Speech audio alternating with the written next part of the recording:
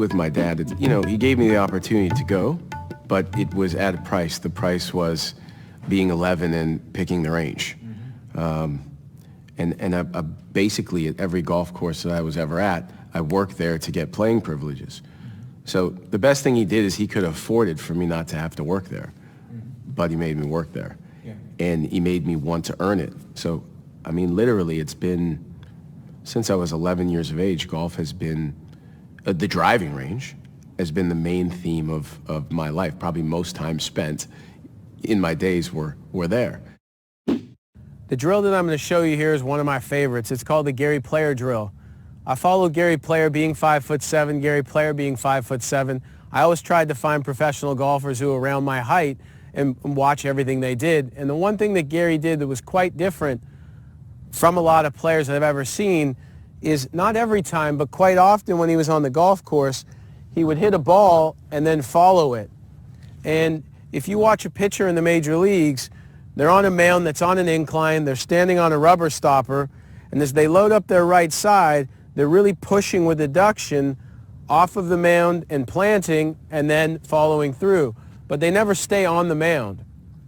And I think one of the things that's difficult for amateurs is they've been told to get to their left side, and by getting to their left side, what happens is they get there too early and they overdo it, and then they have to hang back on their right side to do it. So one of the things I like to say to players is make sure when you're hitting balls is don't worry about getting to your left side. I want you to focus on really getting off of your right side. So the Gary Player drill looks like this. You're going to set up normal, make your normal swing, and then as you're pushing off your right side, you're going to follow the ball walking through to the target.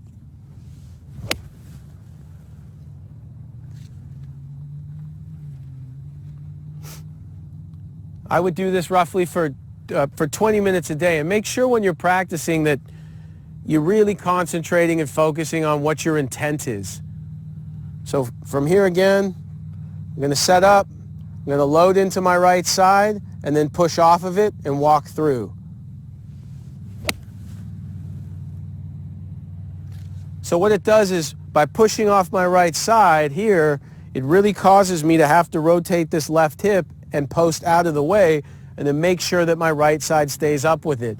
So if you have inconsistent start lines where you don't have good club face control or you have contact issues, remember, as I'm walking through the shot, I'm ensuring that my low point is staying forward and then ensuring that my pivot keeps moving out of the way so my arms can swing back up the plane and I'm transferring all my energy through to the target. The other thing my dad did is in relation to golf, is from a young age right away. It was mandatory that I got tutorials and teaching. So he had this kind of, popsicle stick golf swing, and he just matched up in all these different ways, and he wanted me to learn the right way. So that's the other thing I appreciated.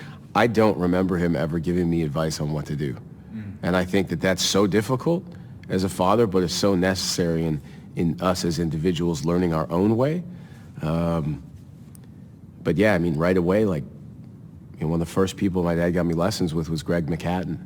And Greg McHatton is basically at the top of the hierarchy with Ben Doyle and the golfing machine.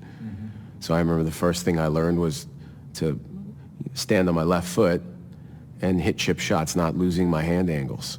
Like, that's the first thing I learned.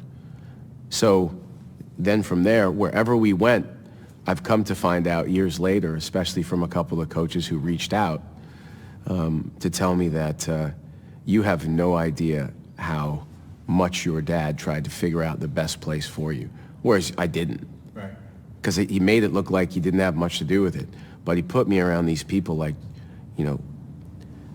as I got older, like Jack McLaughlin and Ben Kern, who are really, in a sense, they're kind of the Claude Harmon and Bob Rose of the Canadian PGA. Right. So guys with like infinite wisdom from a playing standpoint, teaching standpoint, running a pro shop. So, I mean, those are the two people that I looked up to. So it became pretty evident to me at a young age, like, I could do this. Yeah. I like this life. This looks pretty cool. When I first started teaching at Glen Abbey, I only had 15 paying clients a week.